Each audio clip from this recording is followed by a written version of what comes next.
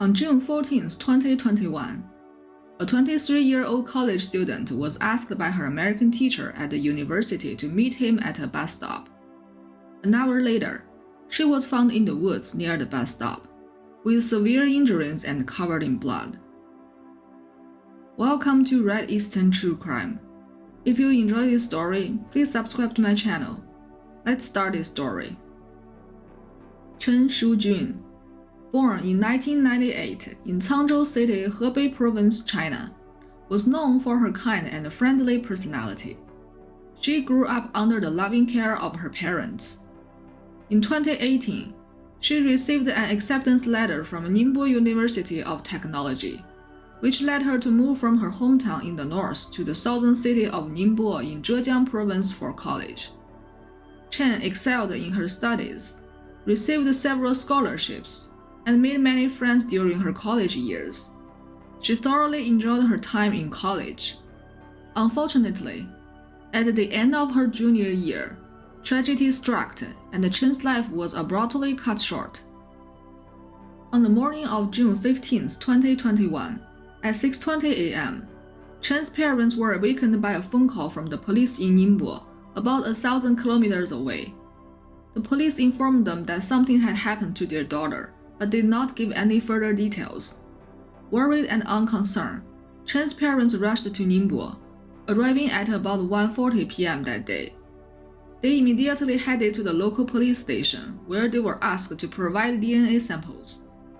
There they received the heartbreaking news that their daughter may have been killed. The DNA result later confirmed the tragic reality. The deceased was indeed their daughter, Chen. Chen's parents were devastated, and her mother fainted from overwhelming grief. Despite their emotional pain, they insist on seeing Chen. With the help of the detectives, they were able to visit Chen. To their shock, they observed numerous wounds on her face and neck that made her almost unrecognizable. A deep cut on her neck was particularly disturbing.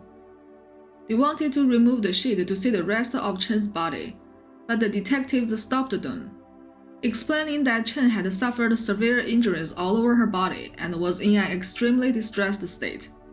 They were concerned that it would be too much for Chen's parents to bear. The parents couldn't understand how their daughter, who was studying and living on campus, could be brutally murdered. The police informed them that they had arrested the perpetrator, who turned out to be Chen's college teacher, a man in his 50s named Shadeed Abdul Mateen from the United States. He confessed to the murder and claimed that he and Chen had been in a relationship. But when she broke up with him and refused to reconcile, he became enraged and committed the crime. Chen's parents were astonished because their daughter had never mentioned being in a relationship, and the significant age difference raised questions. Shadeed Abdul Mateen, born in the 1960s, came to China in 2013. He started teaching English to young children at a training center in 2014. In 2016, he somehow began teaching English at Ningbo University of Technology.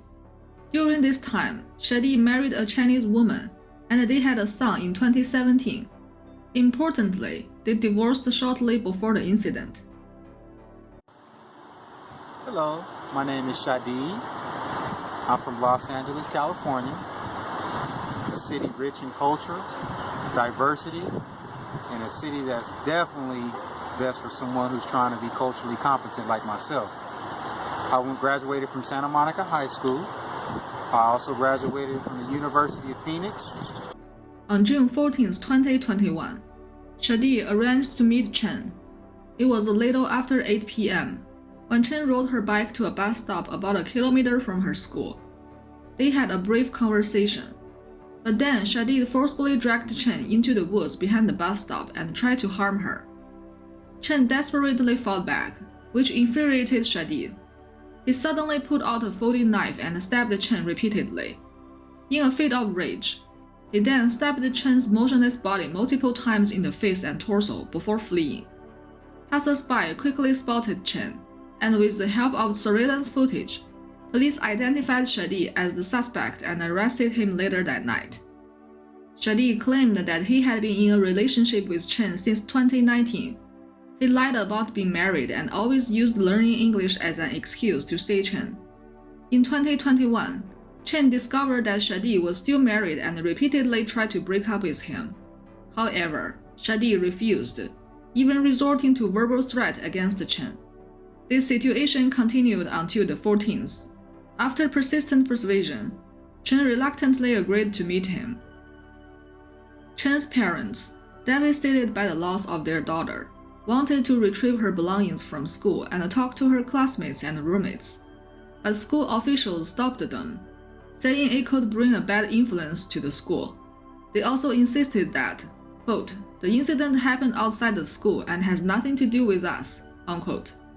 The school offered to refund Chen's tuition for the current semester.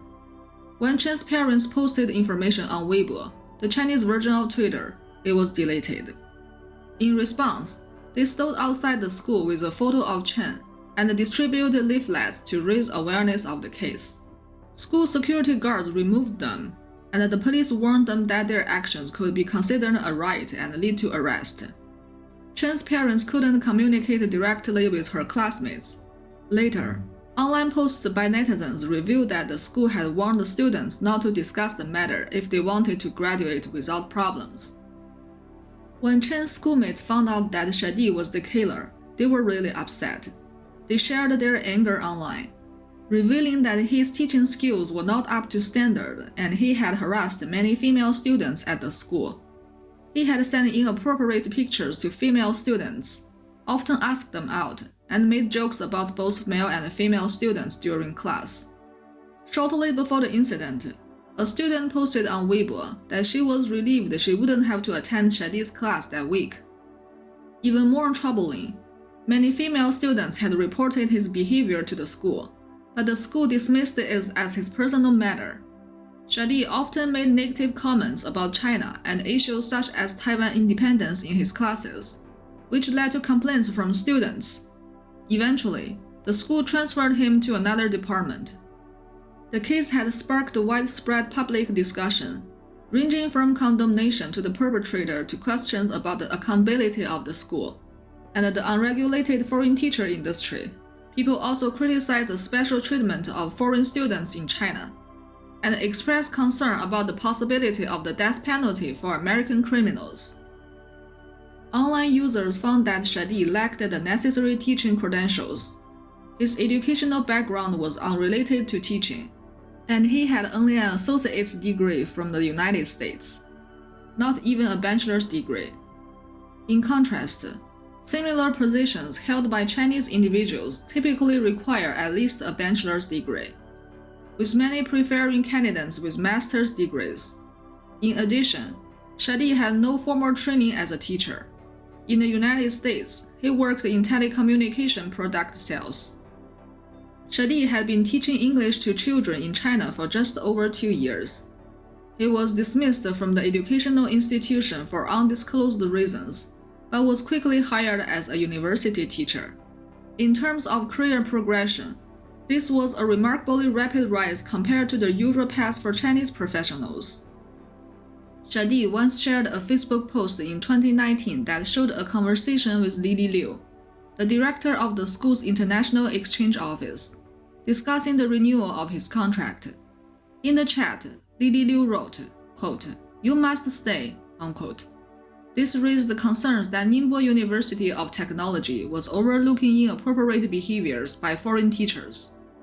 In 2014, Lili Liu had published a paper titled Exploration of Management of Foreign Teachers in Universities from the Perspective of Cross-Culture Exchange. In this paper, she argued that foreign teachers asking female students about the color of their underwear should not be categorized as sexual harassment, but rather as a reflection of cultural differences between East and West. After the tragedy, a student in a chat group asked a political education teacher for his opinion. However, he was told to delete his message and faced strong reactions, including insults such as, quote, "It's none of your business," unquote, and, quote, "You have a sick mind," unquote.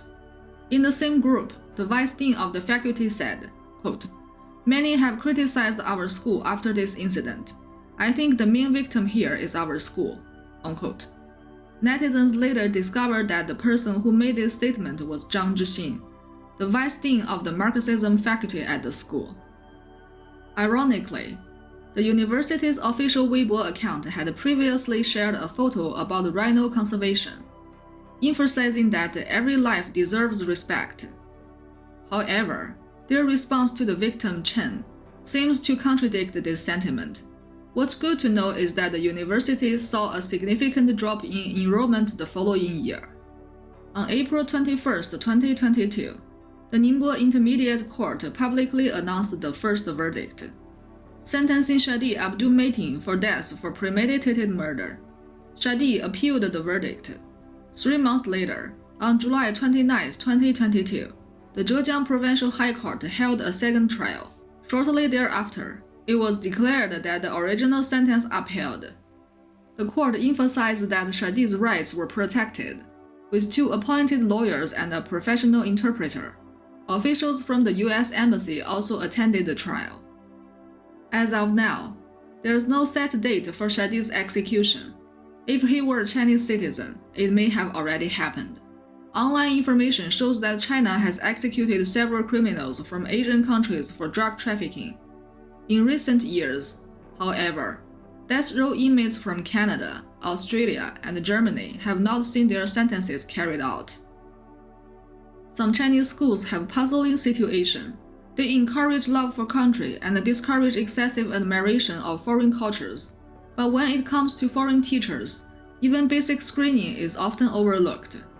Meanwhile, international exchange students receive the preferential treatment, including air-conditioned double rooms, while many Chinese students are placed in dormitories with 4 to 8 roommates and no air conditioning. In particular, many international students from African countries receive not only free tuition and accommodation, but also over $1,000 in monthly living allowances. One African student proudly said in an interview, quote, "Thanks to China's support, I can fulfill my dream of traveling around the world." Unquote. In China, Shadeed had a well-paying income, a respected job, a family he had built, and a lovely son, but he destroyed it all with his own stupidity and impulsiveness. And in the process, he destroyed the life of an innocent young girl. Shadeed often shared photos of his son on Facebook and WeChat. He once wrote, quote, "I'm gonna do like Chinese people. Save all my money for my son, so he don't have to struggle. I've learned a lot living in China. I've actually learned to really be a man here." Unquote. It's hard to know if he ever thought about his son during the attack on Chen. Consequence. Okay? He was executed as a consequence for his heinous crime. Say this word right here. Heinous. Heinous. What are your thoughts on Shadeed's crimes and the university's actions? Please share your thoughts and opinions in the comments section. Thank you very much for watching. If you enjoyed this video, please like it and subscribe to my channel.